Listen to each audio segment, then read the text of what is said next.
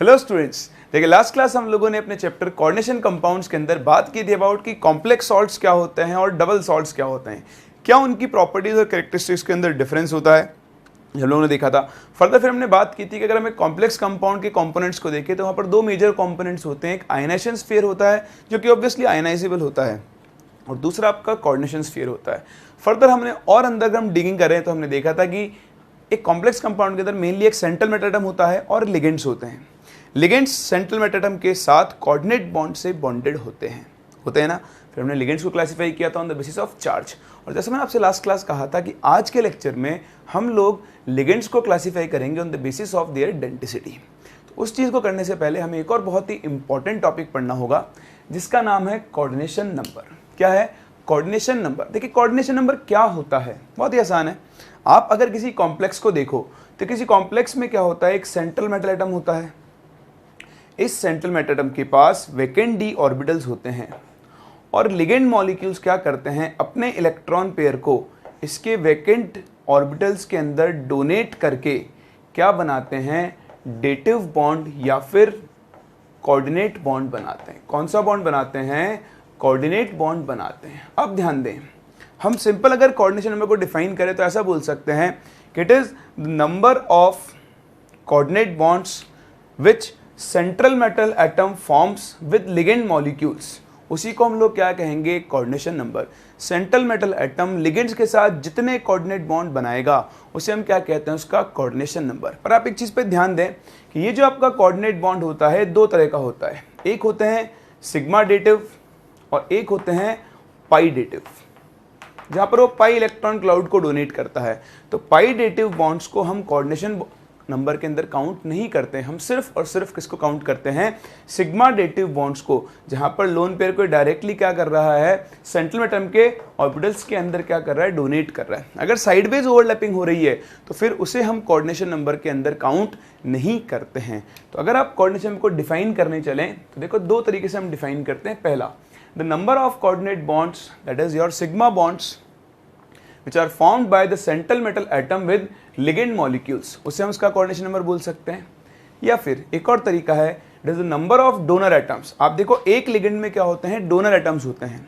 तो जितने donor atoms central metal atom से डायरेक्टली अटैच्ड होंगे उसी को हम लोग क्या बोलते हैं, कोऑर्डिनेशन नंबर बोलते हैं। ठीक है, तो कोऑर्डिनेट बॉन्ड के थ्रू होना चाहिए और कोऑर्डिनेट बॉन्ड भी कौन सा होना चाहिए, हाँ, सिग्मा कोऑर्डिनेट बॉन्ड होना चाहिए। पाई को हम लोग कोऑर्डिनेशन नंबर के अंदर काउंट नहीं करेंगे। अब देखो ये तो ये बात कि कोऑर्डिनेशन नंबर क्या होता है। कोऑर्डिनेशन नंबर कैसे कैलकुलेट करते हैं वो तो बहुत ही आसान है। देखो मैं आपके सामने कुछ एग्जांपल लिखूं। जैसे एक कॉम्प्लेक्स है CONH3 होल 4 Cl2Cl। तो आप यहाँ पे देखें, ये इसका कोऑर्डिनेशन स्फीयर और ये इसका आयनाइजेशन स्फीयर। आयनाइजेशन स्फीयर में तो कोऑर्डिनेट बॉन्ड बनेगा ही नहीं, तो यहाँ आपका कोऑर्डिनेट बॉन्ड बनेगा तो कोबाल्ट के साथ 4 NH3 और 2 क्लोरीन डायरेक्टली किससे अटैच्ड होंगे, कोऑर्डिनेट बॉन्ड से। और कितने कोऑर्डिनेट बॉन्ड बनेंगे, वेरी गुड, 6। तो इसका कोऑर्डिनेशन नंबर यहाँ पर कितना होगा, 6। सिमिलरली आप देखें ये कंपाउंड आपका K4FeCN होल 6। यहाँ पर देखें साइनाइड, 6 साइनाइड Fe के साथ कोऑर्डिनेट बॉन्ड बनाएंगे, इसका कोऑर्डिनेशन नंबर कितना होगा, 6। क्या कोऑर्डिनेशन नंबर हमेशा 6 ही होगा? नहीं, ऐसा कोई जरूरी नहीं है। जैसे आप ये देखें K2PtCl4, तो यहाँ पर 4 क्लोरीन Pt के साथ 4 कोऑर्डिनेट बॉन्ड बनाएंगे, इसका कोऑर्डिनेशन नंबर 4 होगा। और एग्जांपल देखें NaAgCN होल ट्वाइस, यहाँ पर 2 साइनाइड आयंस सिल्वर के साथ 2 कोऑर्डिनेट बॉन्ड बनाएंगे, बताओ इसका कोऑर्डिनेशन नंबर कितना होगा, 2। तो इस तरह से डिफरेंट टाइप के कॉम्प्लेक्स कंपाउंड्स के लिए कोऑर्डिनेशन नंबर की वैल्यूज क्या हो सकती हैं, अलग अलग हो सकती हैं। बात नंबर 1 सही है। अब आपको एक रफ आइडिया होना चाहिए कि किन मेटल आयंस का जनरल कोऑर्डिनेशन नंबर क्या होता है। तो अभी आप देखते चलें एक साथ, फिर सारी चीज़ें आप कॉपी करना। ये बहुत ही इंपॉर्टेंट पॉइंट्स है जो मैं आपके सामने लिखने जा रहा हूँ, चाहो तो आप इन्हें नोट डाल के लिख लो, ये आपके थ्रू आउट द चैप्टर काम में आने वाले हैं। ध्यान दें, +3 आयंस ऑफ 3D सीरीज, कौन से ion, +3 ions of 3D series. उसके अलावा अगर आपके पास Pt है +4 स्टेट में और Pd है +4 स्टेट में और क्रोमियम है +6, तो तो इनके कोऑर्डिनेशन नंबर हमेशा कितने होते हैं 6। कितना होता है 6। वहीं अगर आपके पास इनके +2 आयंस हैं, कौन से आयन है +2 आयंस ऑफ 3D सीरीज, तो इनमें से कई का कोऑर्डिनेशन नंबर 4 भी हो सकता है, कई का क्या हो सकता है 6 भी हो सकता है। थर्ड जो आपके पास कैटेगरी आती है, अगर आपके पास PT है +2 स्टेट में, PD है +2 स्टेट में और HG है +2 स्टेट में, ठीक है, PT है PD है सॉरी AU है +3 स्टेट में, तो इनका कोऑर्डिनेशन नंबर हमेशा कितना आएगा 4। नेक्स्ट अगर आपके पास Zn2+ है, CD2+ है और Hg2+ है, इनका कोऑर्डिनेशन नंबर भी हमेशा कितना आएगा 4। एंड वेरी इंपॉर्टेंट लास्ट, अगर आपके पास Ag+ है, Au+ है या फिर Cu+ है, तो इनका जनरल कोऑर्डिनेशन नंबर कितना होता है 2, एक्सेप्ट इन S2O3 2-, वहां पर इनका कोऑर्डिनेशन नंबर क्या होता है, कॉपर का कोऑर्डिनेशन वहां पे चेंज हो सकता है, बट जनरल कोऑर्डिनेशन नंबर की बात करें तो +1 आयंस का, इन तीनों के +1 आयंस का जनरल कोऑर्डिनेशन नंबर कितना होता है 2। PT PD AU Zn CD Hg इनके +2 आयंस का और AU के +3 आयन का जनरल कोऑर्डिनेशन नंबर कितना होता है 4। Scandium, titanium, vanadium, chromium, manganese, Fe, cobalt, निकल, इन सब के अगर आपके पास +3 आयंस होंगे तो उनका कोऑर्डिनेशन नंबर क्या हो सकता है, हमेशा 6 होगा। अब निकल तो +3 फॉर्म करता नहीं है, तो निकल का +2 और +4 दो स्टेट्स होती हैं, तो +2 में से कोऑर्डिनेशन नंबर 4 भी हो सकता है, 6 भी हो सकता है, डिपेंड करता है कि वो क्या कंपाउंड फॉर्म कर रहा है। तो स्पेसिफिक कोऑर्डिनेशन नंबर्स तो आप एग्जैक्टली नहीं बता सकते हो, डिपेंड करता है, वेरी करता है, लेकिन हाँ आप एक रफ आइडिया लगा सकते हो, और ये इनका रफ आइडिया है और ये आइडिया आपको एक्चुअली होना चाहिए। So get an idea sir ji, this is very important, क्योंकि ये सब चीज़ें आपके काम में आने वाली हैं। चलिए इसे आप कॉपी करें, फिर हम बात करते हैं क्लासिफिकेशन ऑफ लिगेंड्स की on the basis of density. चलिए तो आगे बढ़ते हैं और देखते हैं classification of ligands on the basis of density. ठीक है, आप कंप्लीट करना हेडिंग को, classification of ligands on the basis of their density. अब आप देखें डेंसिटी यानी लिगेंड के पास कितने डोनर एटम्स हैं, तो लिगेंड के पास एक डोनर एटम हो सकता है, 2 हो सकते हैं, 3 हो सकते हैं, 4 हो सकते हैं, 5, 6, कितने भी हो सकते हैं। तो अगर आपके लिगेंड के पास एक ही डोनर एटम है और वो सिर्फ एक डोनर एटम को यूज करके सेंट्रल मेटल एटम से कोऑर्डिनेट बॉन्ड बना सकता है, तो उसे हम बोलते हैं मोनोडेंटेट लिगेंड। क्या बोलते हैं, मोनोडेंटेट। अब बताओ 2 होंगे तो हाँ सॉरी बाइडेंटेट, 3 होंगे तो ट्राइडेंटेट, 4 होंगे तो टेट्राडेंटेट, 5 होंगे तो पेंटाडेंटेट।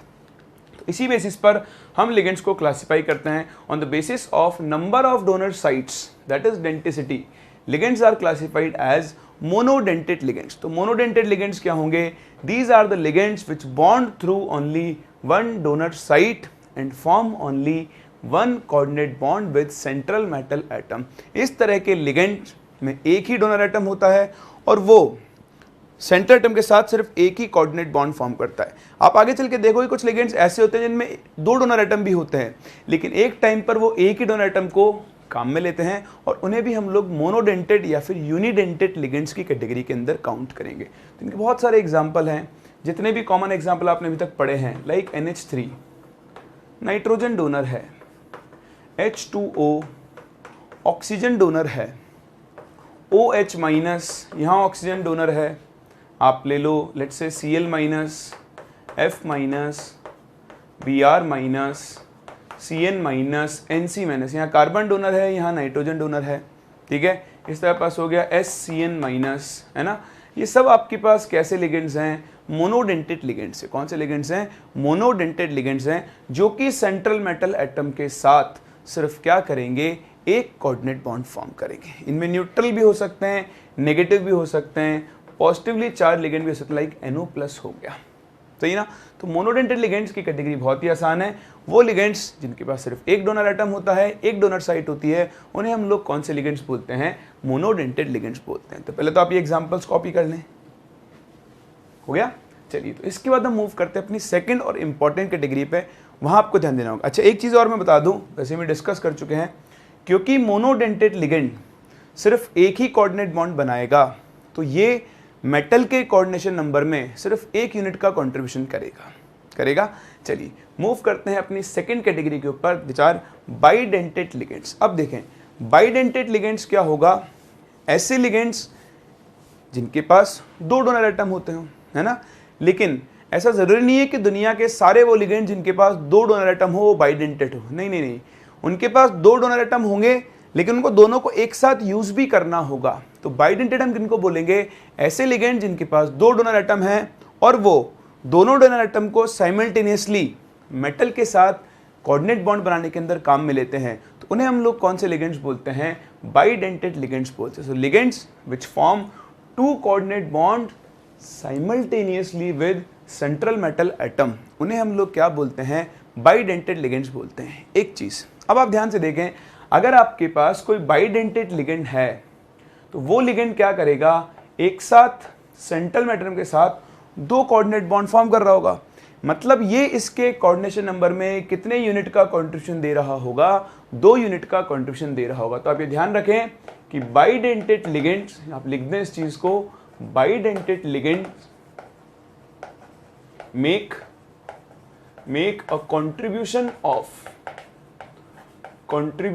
of 2 units towards the coordination number of central metal atom। ठीक है, रीजन आपके सामने है, एक साथ 2 कोऑर्डिनेट बॉन्ड बनाएगा तो ये इसके कोऑर्डिनेशन नंबर में 2 यूनिट्स का कंट्रीब्यूशन करेगा ही करेगा। सही है। चलिए अब ये देख लिया कि बाइडेंटेट लिगेंड्स क्या होते हैं, तो आओ कुछ एग्जांपल देखते हैं बाइडेंटेट लिगेंड्स के। उनके नाम, उनके सिंबल और उनकी स्ट्रक्चर्स आपको याद रखनी होगी क्योंकि ये आपके इस चैप्टर में बहुत काम में आने वाला है। तो देखें हम कुछ यहाँ पे लिगेंड्स को देखते हैं। इधर हम बात करेंगे लिगेंड की कि वो कौन सा लिगेंड है, फिर ये तो आपने लिख ही लिया होगा, फिर हम देखेंगे उसकी स्ट्रक्चर को, और नेक्स्ट एक और बड़ी इंपॉर्टेंट चीज है, आपको उनके ऊपर चार्ज का भी ध्यान रखना होगा। तो हम शुरू करते हैं सबसे पहले अपने लिगेंड के साथ जिसका नाम है इथाइलिन डाइअमाइन। इसे आप प्यार से EN बुलाते हो, ये इसका सिंबल है। ठीक है, अब स्ट्रक्चर, अब नाम पे जाओ। देखो वैसे तो आपको थोड़ा बहुत याद रखना होगा बट कुछ चीजें आप कनेक्ट कर सकते हो। इथाइलिन यानी यहाँ पर 2 कार्बन एटम्स होंगे तो आप लिखें ethylene, that would be CH2CH2। Diamine यहाँ पर 1 NH2 और 1 NH2। इस तरह से आपका हो गया इथाइलिन डाइअमाइन। अब जब इथाइलिन डाइअमाइन सेंट्रल मेटल के साथ कोऑर्डिनेट बॉन्ड बनाएगा तो देखो इसमें 2 डोनर साइड्स हैं, एक ये वाला नाइट्रोजन और एक ये नाइट्रोजन। तो यहाँ पे डोनर एटम कौन है? 2 नाइट्रोजन एटम्स हैं। आपको दिख रहा है सेंट्रल मेटल एटम के साथ ये इस तरह से कोऑर्डिनेट बॉन्ड फॉर्म करेगा। ध्यान दें, ये जो आपके बाइडेंटेट लिगेंड्स हैं, जब ये एक साथ 2 कोऑर्डिनेट बॉन्ड बना रहे हैं तो ये क्लोज्ड रिंग फॉर्म कर रहे हैं। क्या फॉर्म कर रहे हैं? क्लोज्ड रिंग फॉर्म कर रहे हैं। सारे ऐसे लिगेंड जिनकी डेंसिटी 1 से ज्यादा है वो ये सब ये काम करेंगे। तो इस फिनोमिना को हम कुछ कहते हैं जिसको हम लोग आगे कवर करेंगे। अभी मैं आपको आइडिया दे रहा हूँ कि अगर आपके पास एक बाइडेंटेट लिगेंड है तो वो सेंट्रल मेटल के साथ एक क्लोज्ड रिंग इस तरह की फॉर्म करेगा। खैर अभी तो हम सिर्फ डोनर साइड्स देख रहे हैं। तो ये जो आपका इथाइलिन डाइअमाइन है ये इसकी स्ट्रक्चर है और ये इसकी 2 डोनर साइड्स हैं। चार्ज को दिख रहा है, इसके ऊपर कोई चार्ज नहीं है, तो इसका जो चार्ज होगा वो कितना होगा? 0। सही है। चलिए मूव करते हैं अपने अगले एग्जांपल के ऊपर। इसका नाम है ऑक्जेलेट। ये ऑक्जेलेटो बोल लो रादर आप, इसे हम OX2- से डिनोट करते हैं। ये आपका ऑक्जेलेट आयन है C2O4 जिसको आई होप आप पहले से जानते होंगे। तो ऑक्जेलेटो की अगर आप स्ट्रक्चर बनाएंगे तो it would be C double bond O C double bond O यहाँ पर भी 2 डोनर एटम्स है और दोनों के दोनों ही कौन से हैं? ऑक्सीजन है। अच्छा एक और चीज, इन लिगेंड्स को हम सिमेट्रिकल और अनसिमेट्रिकल के अंदर भी क्लासिफाई करते हैं। तो देखें ये आपका एक सिमेट्रिकल बाइडेंटेट लिगेंड है, ये भी आपका सिमेट्रिकल बाइडेंटेट लिगेंड है क्योंकि दोनों डोनर एटम सेम है। मॉलिक्यूल के अंदर क्या है? एग्जैक्ट सिमेट्री है। चार्ज इसका आप कितना लेकर चलोगे? 2-। तो OX लिखा हुआ है मतलब ऑक्जेलेट है और ऑक्जेलेट के ऊपर चार्ज कितना होता है? 2- होता है। ये आपको ध्यान रखना होगा। सही है। चलिए इसके बाद मूव करते हैं अपने अगले एग्जांपल के ऊपर जिसका नाम है ग्लाइसिनेटो। इसे हम GLY भी बोलते हैं। क्या बोलते हैं? GLY। यहां पर भी 2 डोनर एटम होते हैं। देखें ध्यान से इसकी स्ट्रक्चर, एक होता है nitrogen donor NH2, then CH2, C double bond O, O minus. तो आप देखें यहाँ एक नाइट्रोजन डोनर एटम है, यहाँ पर एक ऑक्सीजन डोनर एटम है, दो डोनर एटम हो गए। बताओ ये कैसा होगा, सिमेट्रिकल या अनसिमेट्रिकल? वेरी गुड, ये कैसा होगा आपका अनसिमेट्रिकल बाइडेंटेड लिगेंड होगा। और साथ में देखें माइनस, तो इसके ऊपर चार्ज की वैल्यू कितनी होगी, -1 होगी। कितनी होगी, -1 होगी। इसी तरह देखें और मैं आपको एग्जांपल दूं, एक आपके पास आता है लिगेंड जिसका नाम है एसिटिल एसीटोनेटो, ठीक, इसे आप प्यार से ACAC बुलाते हो, ये इसका सिंबल है ACAC। अब एसिटिल एसीटोनो में क्या होता है, देखें ये एसिटिल ग्रुप होगा CH3 C double bond O CH, ध्यान देना है कॉन्जुगेशन चलता है C single bond O minus CH3। या फिर अगर आप देखें तो इसकी एक और स्ट्रक्चर बना सकते हो, ये नेगेटिव चार्ज यहाँ आ जाए, ये डबल बॉन्ड यहाँ और ये इधर शिफ्ट हो जाएगा, तो इसकी एक और हाइब्रिड स्ट्रक्चर बनेगी CO minus double bond C single bond C double bond O CH3। तो यहाँ पर भी दो डोनर एटम है, ये दोनों ऑक्सीजन डोनर एटम है और ये भी आपका कैसा होगा, एक सिमेट्रिकल बाइडेंटेड लिगेंड होगा। कैसा होगा, सिमेट्रिकल बाइडेंटेड लिगेंड। और दिख रहा है आपको इसके ऊपर चार्ज कितना होगा, -1। कितना होगा, -1 यहाँ पर चार्ज होगा। अगर आप इस मिथाइल ग्रुप को, एक मिथाइल ग्रुप को अगर आप बेंजीन से रिप्लेस कर दो तो उसे हम बोलते हैं बेंजाइल या फिनाइल, बेंजाइल लिखें आप इसे, बेंजाइल एसीटोनेटो, जिसे आप BCAC के नाम से भी जानते हो, ठीक। तो वहां पर स्ट्रक्चर क्या बनेगी, PH, बस बाकी सब कुछ सेम रहेगा, CH double bond C single bond O minus और CH3। इस पर भी चार्ज कितना होगा, -1। और ये जो होगा आपका, बताओ ये कैसा होगा, अनसिमेट्रिकल बाइडेंटेड लिगेंड होगा। ग्रुप्स अलग अलग हैं, जबकि ये कैसा होगा आपका, सिमेट्रिकल बाइडेंटेड लिगेंड होगा। तो देखिए इनके स्ट्रक्चर्स के लिए आपको थोड़ी सी मेहनत करनी होगी, एक दो बार बना कर आपको इनको प्रैक्टिस करना होगा, थोड़ा घुमाना होगा, क्योंकि कभी कभी इनकी स्ट्रक्चर्स काम में आती हैं, उसके बिना आप इनको यूज नहीं कर पाओगे। समझ गए? चलिए, इसी तरह आपके पास एक और बड़ा ही इंपॉर्टेंट कंपाउंड होता है लिगेंड, जिसका नाम होता है डाईमिथाइल ग्लाइऑक्सीमेटो।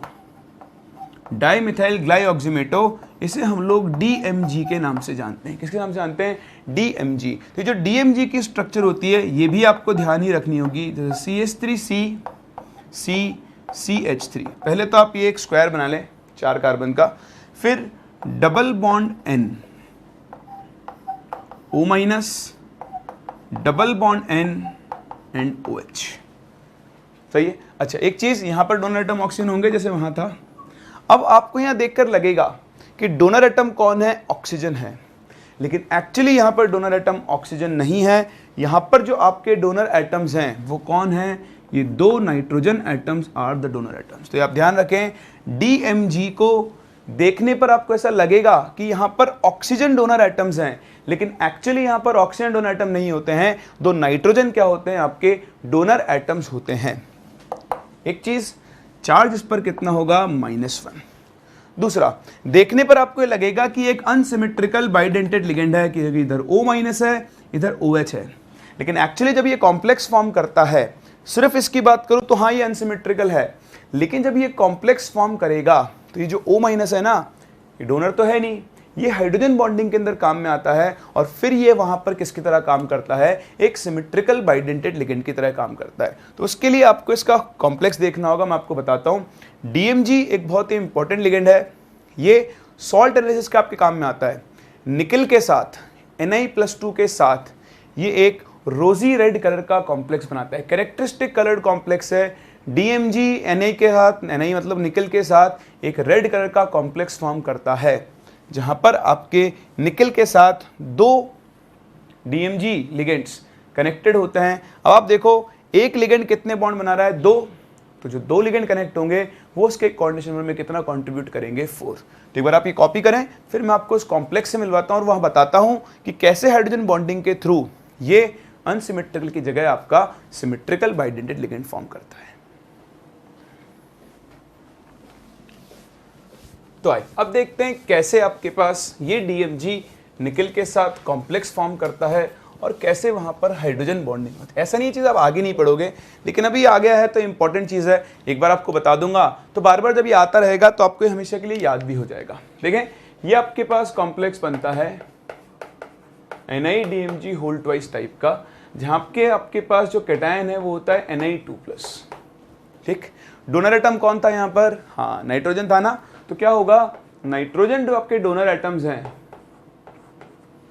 तो ये नाइट्रोजन डोनर एटम्स क्या करेंगे, निकल के साथ कोऑर्डिनेट बॉन्ड फॉर्म करेंगे।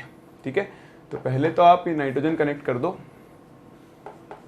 अब आप देखें ये O- है, साथ में क्या होगा C।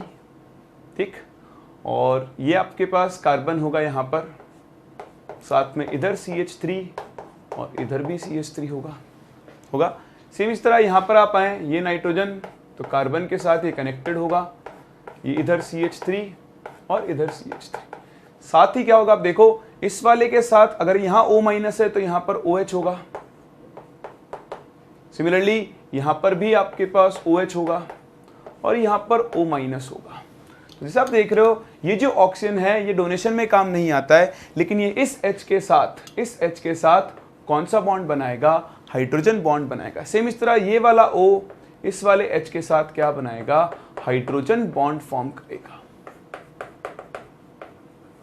और अब अगर आप इस कॉम्प्लेक्स को देखें तो आपको दिखाई देगा कि ये जो है आपका, देखो अब ये एक सिमेट्रिकल बाइडेंटेड लिगेंड हो चुका है, क्योंकि दोनों तरफ से जो एटम्स कनेक्टेड है वो भी सेम है, इधर भी हाइड्रोजन बॉन्डिंग है, इधर भी हाइड्रोजन बॉन्डिंग है। तो देखने में आपको लगेगा कि DMG एक अनसिमेट्रिकल बाइडेंटेड लिगेंड है, सिर्फ लिगेंड बोलूं तो है, लेकिन जब ये कॉम्प्लेक्स फॉर्मेशन में जाएगा तो ये फॉर्म ही वहां करता है जहां पर इनके बीच में हाइड्रोजन बॉन्ड फॉर्म होगा ही होगा, क्योंकि ऑक्सीजन तो डोनेशन में काम आ ही नहीं रहा है। तो ये ऑक्सीजन इसके साथ हाइड्रोजन बॉन्ड फॉर्म करेगा, ये ऑक्सीजन इसके साथ फॉर्म करेगा, और फिर ये आपको एक सिमेट्रिकल बाइडेंटेड लिगेंड की तरह दिखाई देगा।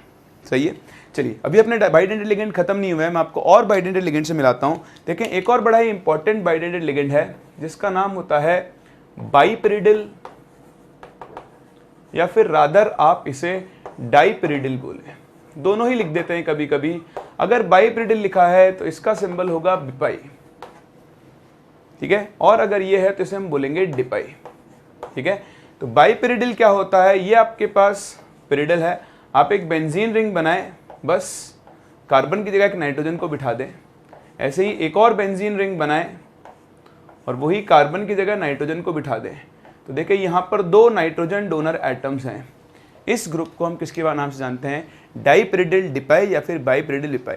मोस्टली आपको ये डाइपेरिडिल ही लिखा हुआ मिलेगा, कई जगह कुछ लोग इसको बाइपेरिडिल भी बोल देते हैं। चार्ज की अगर आप बात करें तो इसके ऊपर चार्ज आपको मिलने वाला है 0, और जैसा कि आपको दिख रहा है ये एक सिमेट्रिकल बाइडेंटेड लिगेंड होगा।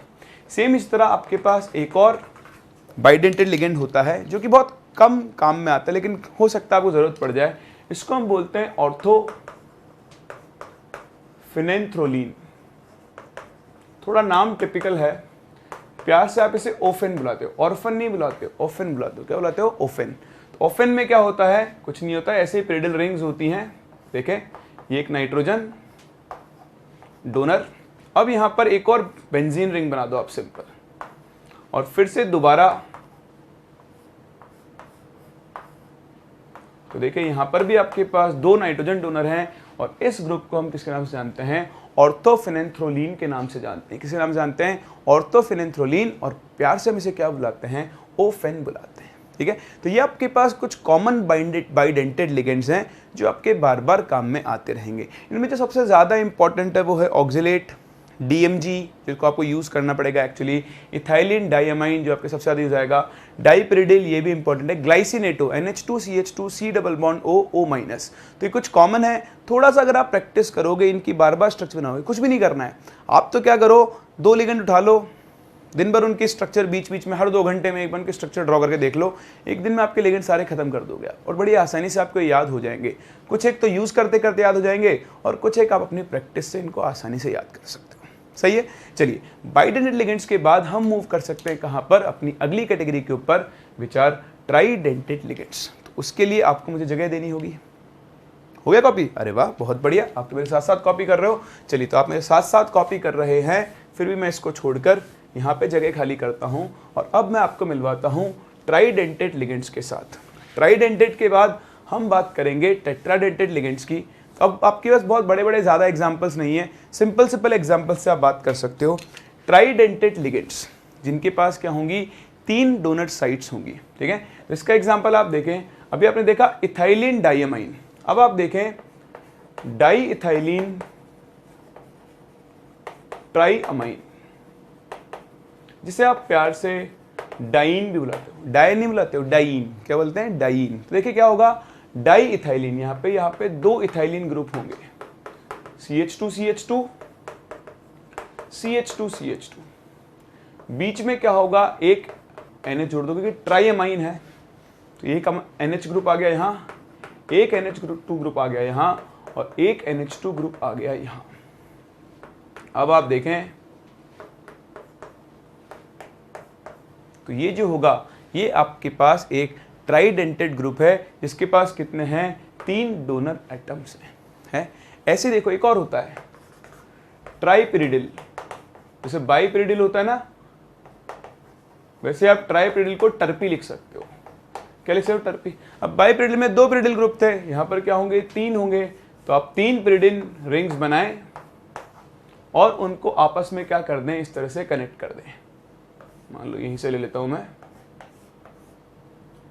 यहां ले लेता हूं एक नाइट्रोजन को और इस तरह एक और यहां कनेक्ट कर दें आप। तो देखिए यहां आपके 3 डोनर एटम्स होंगे और इस ग्रुप को हम लोग क्या बोलेंगे, ट्राइपिरिडिल या फिर टर्पी के नाम से हम इसे जानते हैं। ऐसे ही टेट्राडेंटेड में 4 डोनर साइट होगी, तो यहीं पर मुझे एक और डोनर साइट बढ़ानी है।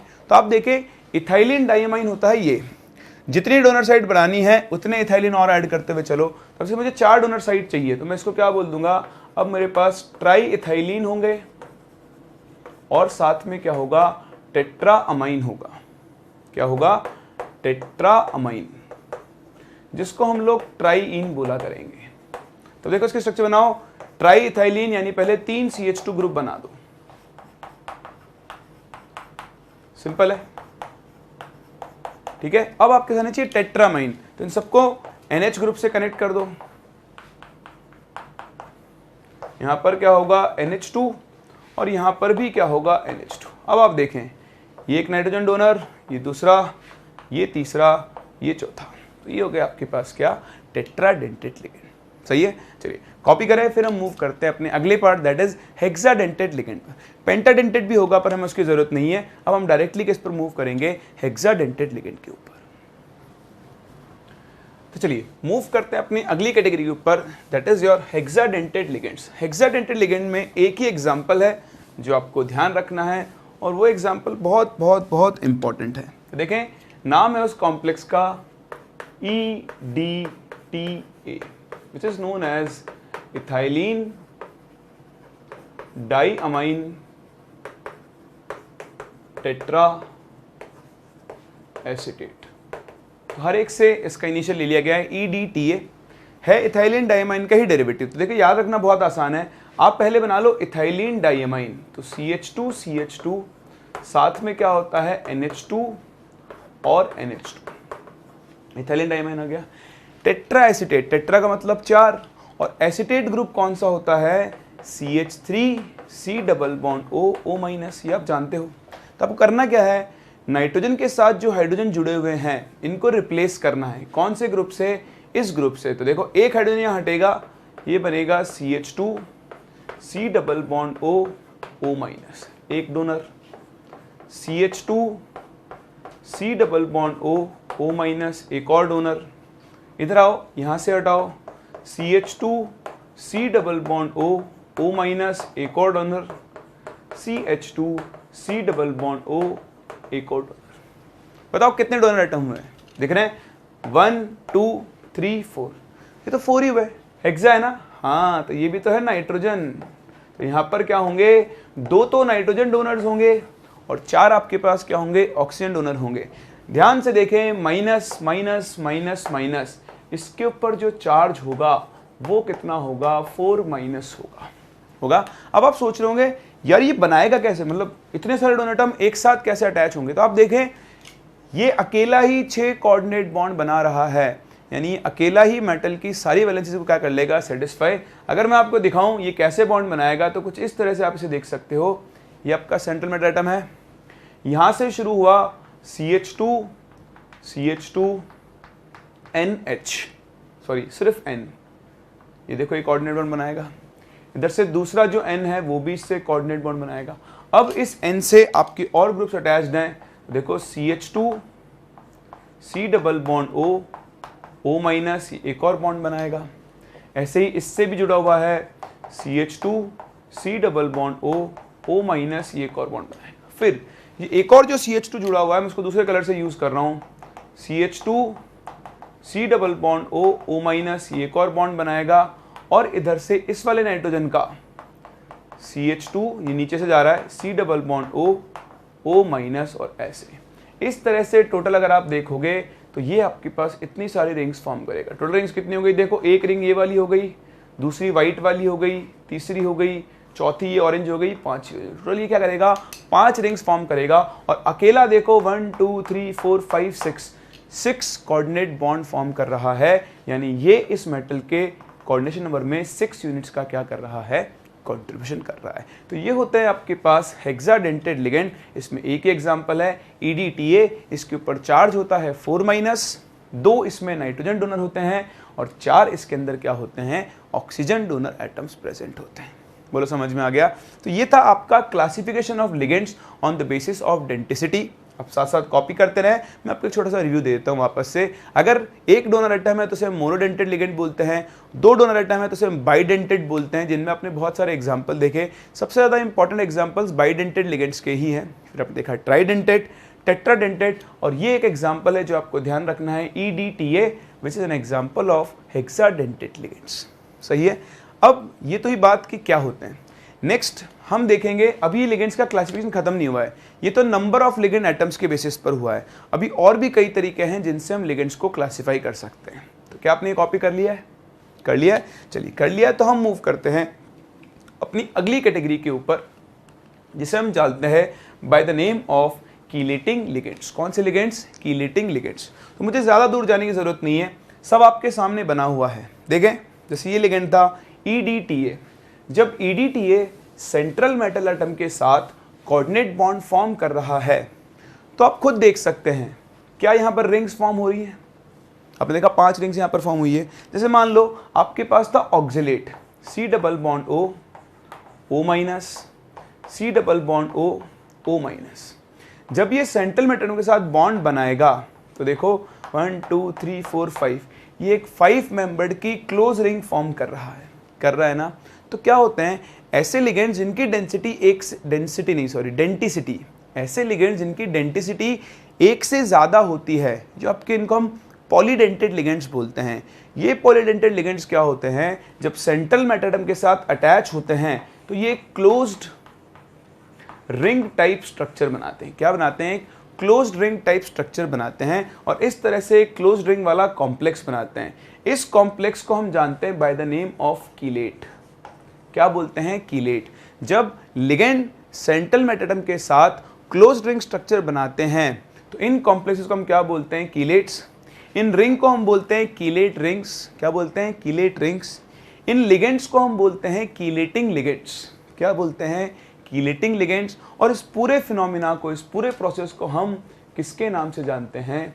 कीलेशन के नाम से जानते हैं। तो क्या बोला मैंने?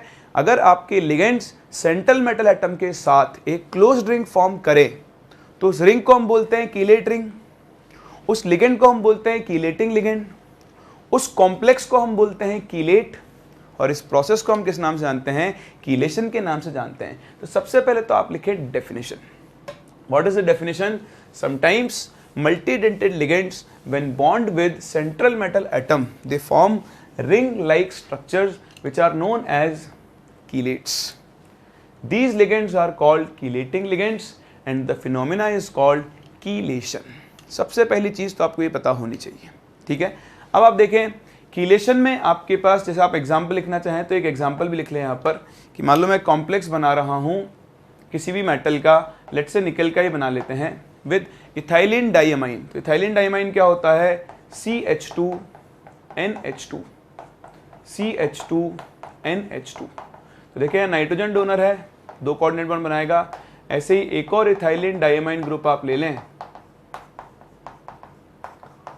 तो ये आपके पास एक क्लोज रिंग फॉर्म हो गई। ये जो कॉम्प्लेक्स बना, इस कॉम्प्लेक्स को हम क्या बोलेंगे? कीलेट। ये आपकी कौन सी रिंग होगी?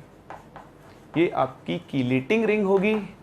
और इस प्रोसेस को हम किस नाम से जानते हैं? कीलेशन के नाम से जानते हैं। एक चीज। दूसरी चीज बहुत इंपॉर्टेंट, जब आपके पास कीलेट्स फॉर्म होते हैं, क्या फॉर्म होते हैं? कीलेट्स फॉर्म होते हैं। अगर मैं निकल का ही एक मोनोडेंटेड लिगेंड के साथ कॉम्प्लेक्स देखूं, let's say NiNH3 coordination number same है, चार्ज भी सेम है, यहाँ भी कोऑर्डिनेशन नंबर 4 है, यहाँ भी कोऑर्डिनेशन नंबर फॉर्म है। और अगर मैं स्टेबिलिटी की बात करूं तो जहां पर भी कीलेशन होता है वहां पर आपके कॉम्प्लेक्स की स्टेबिलिटी नॉर्मल कॉम्प्लेक्स से हमेशा क्या आती है? ज़्यादा। क्यों? इसलिए क्योंकि जब आप निकल NH3 के कॉम्प्लेक्स को ब्रेक करोगे तो आपको Ni और NH3 के बीच में सिर्फ एक बॉन्ड ब्रेक करना पड़ेगा, जबकि यहां पर आपको एक साथ 2 बॉन्ड ब्रेक करने पड़ेंगे। तो एक साथ 2 बॉन्ड ब्रेक करने के लिए आपको एनर्जी भी क्या देनी पड़ेगी? ज़्यादा। इसलिए जो आपके कीलेट कॉम्प्लेक्स होते हैं जिनमें कीलेटिंग रिंग फॉर्म होती है, उन कॉम्प्लेक्स की स्टेबिलिटी जो आपके नॉर्मल कॉम्प्लेक्सेस होते हैं उनसे हमेशा क्या होती है? ज़्यादा होती है। तो यहाँ पर आप एक पॉइंट ऐड कर सकते हैं, ध्यान देना कि chelates are relatively more stable than the complex of same metal with monodentate ligands। तो जहां पर भी कीलेशन हो रहा होगा वहां से क्या होता है? उस कॉम्प्लेक्स की स्टेबिलिटी हमेशा इंक्रीज होती है। सो बेसिकली आप सिंपल सी बात बोल सकते हैं कि stability of a complex is directly proportional to क्या होता है? कीलेशन होता है। एक चीज तो आप ये ध्यान रखें कि कीलेशन से क्या होता है? कॉम्प्लेक्स को एक्स्ट्रा स्टेबिलिटी मिलती है। स्टेबिलिटी का रीजन मैंने आपको बता दिया है, जब रिंग फॉर्म होगी तो आपको एक साथ 2 बॉन्ड ब्रेक करने पड़ेंगे और आपको ज्यादा एनर्जी सप्लाई करनी पड़ेगी। तीसरी बड़ी इंपॉर्टेंट चीज है, जब कीलेशन होता है तो रिंग्स फॉर्म होती हैं। जितनी ज्यादा रिंग्स फॉर्म होंगी उतना ज्यादा कीलेशन होगा, और जितना ज्यादा कीलेशन होगा कॉम्प्लेक्स की स्टेबिलिटी क्या होगी? उतनी ही ज्यादा। तो आप इस चीज का भी ध्यान रखें कि more is the number of chelate rings formed, number of chelate rings formed greater will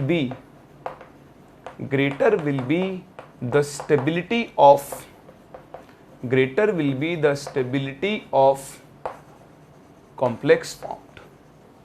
तो जितनी ज्यादा नंबर ऑफ रिंग्स फॉर्म होंगी तो उस केस में क्या होगा? जो आपका कॉम्प्लेक्स होगा उसकी स्टेबिलिटी भी क्या होगी? ज्यादा।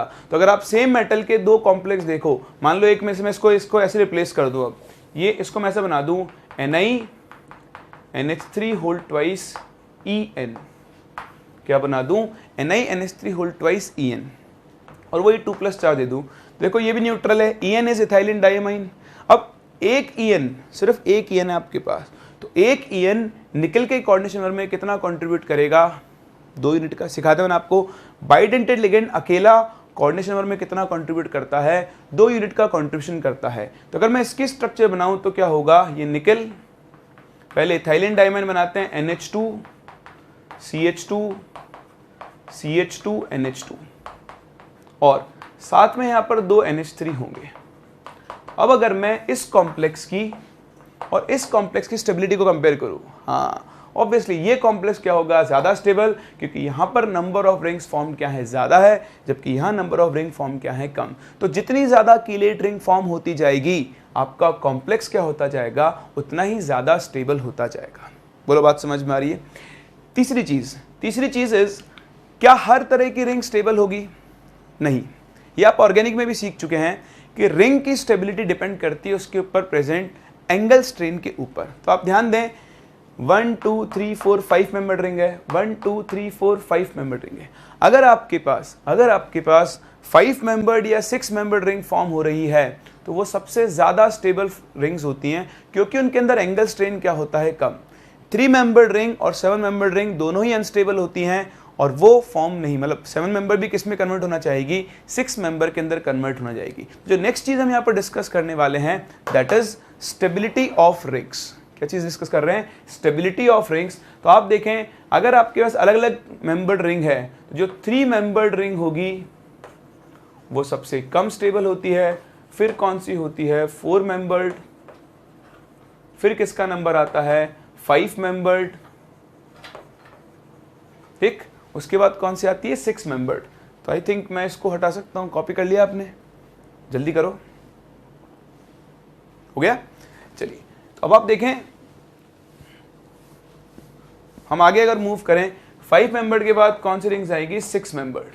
तो सबसे ज्यादा स्टेबल रिंग्स होती है 6 मेंबर्ड, और फिर आपके पास आएंगे 7 मेंबर्ड। तो 7 मेंबर्ड से भी ज्यादा स्टेबल रिंग कौन सी होती है, आपकी 6 मेंबर्ड रिंग होती है। क्यों होती है, आप खुद देखें, जब 3 मेंबर्ड रिंग बनेगी तो एंगल्स कितने होंगे, 60 डिग्री के।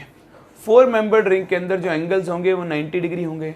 5 मेंबर्ड रिंग के अंदर जो आपके इंटरनल एंगल्स होंगे वो 120 डिग्री के होंगे। 6 मेंबर्ड रिंग, सॉरी 72 डिग्री है ना। और 6 मेंबर्ड रिंग में जो आपके एंगल्स होंगे वो कितने होंगे, 120 डिग्री के होंगे, ठीक है। तो होगा क्या, जैसे नंबर ऑफ रिंग बढ़ते जा रहे हैं, देखो जितना छोटा एंगल होगा, एंगल स्ट्रेन क्या होगी, उतनी ही ज्यादा होगी। जबकि यहां पर आप देखो एंगल स्ट्रेन सबसे कम होगी, क्योंकि एंगल क्या हो चुका है, आपका बढ़ चुका है। तो इसी वजह से क्या होती है, आपकी जो 6 मेंबर्ड रिंग होती है वो सबसे ज्यादा स्टेबल होती है। क्या होती है, ये 72 नहीं होगा एक्चुअली, ये होगा आपके पास 144 डिग्री के आसपास, नहीं सॉरी 144 भी नहीं होगा, लेकिन हाँ ये 90 डिग्री से आपका बड़ा एंगल होगा, ठीक।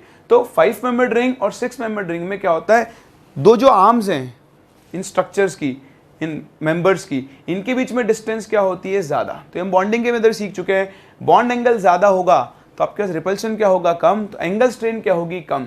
7 मेंबर्ड रिंग में फिर से क्या होगा, एंगल चेंज हो जाएगा, छोटा हो जाएगा, तो एंगल स्ट्रेन क्या होती है, बढ़ जाती है। तो सबसे ज्यादा स्टेबल रिंग्स कौन सी होती हैं, आपकी 5 मेंबर्ड या फिर 6 मेंबर्ड रिंग्स होती हैं। इसी वजह से अगर आपके पास कोई एक ऐसा बाइडेंटेड लिगेंड है, सॉरी बाइडेंटेड नहीं बोलूंगा, हम बोलेंगे एक ऐसा लिगेंड है जिसके पास 2 डोनर साइट्स हैं, फॉर एग्जांपल SCN थायोसाइनेट, इसमें सल्फर भी डोनर है और नाइट्रोजन भी डोनर है।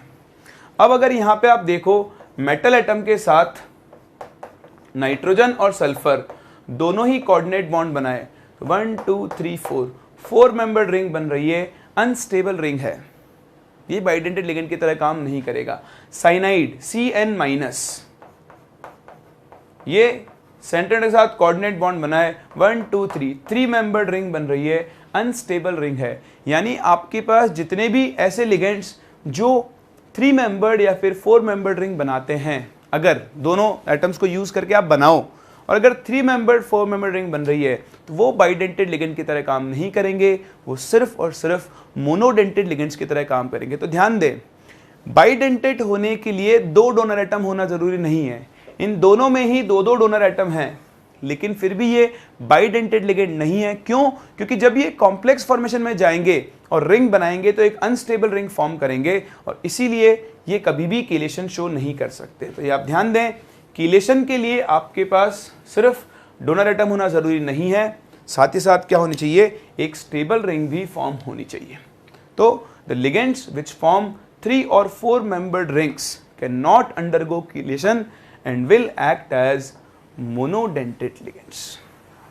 तो मैंने आपको पहले भी कहा था कि 2 डोनर एटम होना बाइडेंटेड लिगेंड की निशानी नहीं है, दोनों डोनर साइड से आपका बॉन्ड बनना चाहिए। वो तभी बनेगा जब रिंग या तो 5 मेंबर्ड होगी या फिर क्या होगी, 6 मेंबर्ड होगी। समझ गए? चलिए, ये तो एक बात कीलेशन के बारे में। अभी और भी बहुत सारी बातें हैं जो मुझे आपको बतानी है, लेकिन पहले आप इन्हें कॉपी करें, फिर हम इसमें मूव करते हैं आगे। फिर देखें एक और बहुत ही इंपॉर्टेंट चीज़ जो आपको कीलेटिंग लिगेंड्स के बारे में पता होनी चाहिए, क्योंकि कई बार आपको क्या करना होगा, कीलेट्स को देखकर स्टेबिलिटी को कंपेयर करना होगा। आगे चलकर हम कॉम्प्लेक्स कंपाउंड की स्टेबिलिटी को कंपेयर करेंगे, तो वहाँ हम देखेंगे कि जहाँ जहाँ कीलेट रिंग फॉर्म हो रही है वहाँ कंपाउंड की स्टेबिलिटी क्या होगी, कॉम्प्लेक्स कंपाउंड की बहुत ज़्यादा होगी। अब कीलेट्स के अंदर मान लो दो कीलेट्स रिंग बन रही हैं, तो कीलेट में भी एक बहुत ही इंपॉर्टेंट केस बनता है। आप ध्यान रखें कि अगर किसी कीलेट के अंदर कॉन्जुगेशन आ गया है, क्या आ गया है, कॉन्जुगेशन, तो वहाँ डीलोकलाइजेशन की वजह से स्टेबिलिटी क्या हो जाती है, एक्स्ट्रा ऑर्डिनरी स्टेबिलिटी आ जाती है। पहले तो आप पॉइंट लिखें कि कीलेट्स विच इन्वॉल्व्स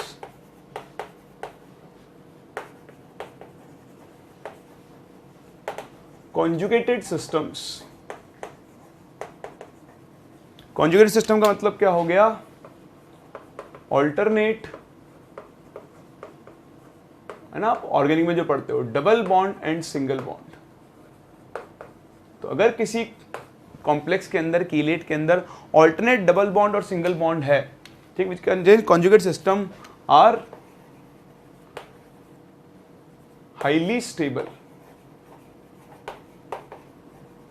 या आर मोर स्टेबल लिख लें आप, rather are more stable due to delocalisation. ठीक, अब आप बोलोगे सर एग्जांपल दो, हाँ बिल्कुल देता हूं। जैसे देखो हमने एक कॉम्प्लेक्स पढ़ा था ACAC, एसिटिल एसिटोनेटो, ठीक, उसमें क्या था कि सेंट्रल मेटल एटम है, ठीक है। यहां पर आप देखेंगे C single bond O minus, ठीक है, इधर था आपके पास C डबल बॉन्ड O। पूरा हम स्ट्रक्चर बनाते हैं, देखो आपके पास क्या था, CH3 से आप शुरू करोगे, C डबल बॉन्ड O, ठीक है, फिर मैंने बताया था यहाँ पे क्या होगा, CH, फिर कॉन्जुगेशन आएगा double bond C single bond O minus CH3। तो ये आपका ACAC ग्रुप है। अब आप इसको कनेक्ट कर दो कॉम्प्लेक्स के साथ, तो ये मेटल के साथ इसका कॉम्प्लेक्स फॉर्म हो गया।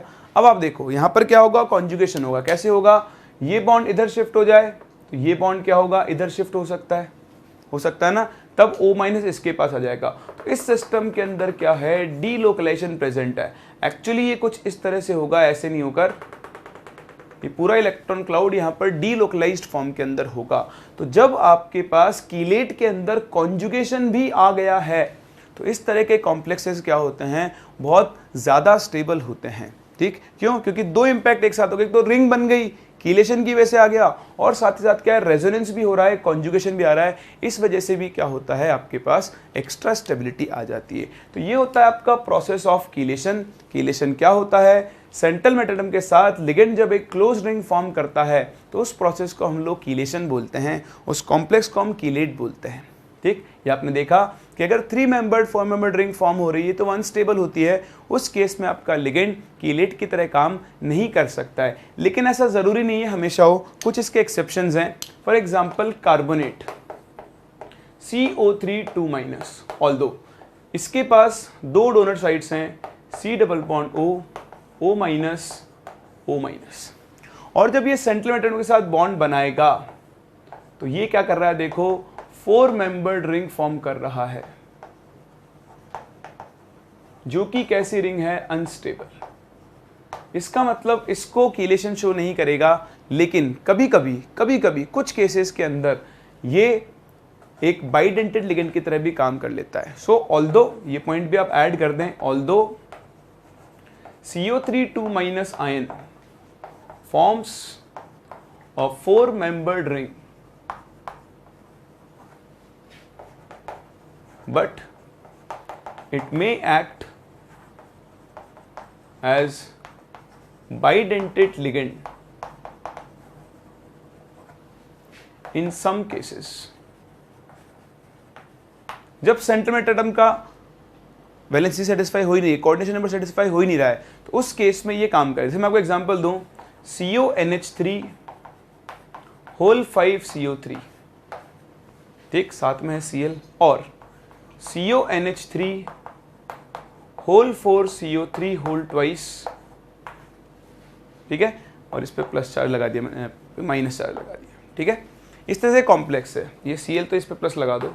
अब यहाँ पे आप देखो कोबाल्ट के साथ 5 NH3 जुड़े हुए हैं, यहाँ इसका कोऑर्डिनेशन नंबर होगा 6, कितना होगा, 6, CO+3 स्टेट में आ जाएगा। मैंने आपको ये बताया 3D सीरीज में +3 के आयन +6 शो कर 6 कोऑर्डिनेशन नंबर शो करेंगे।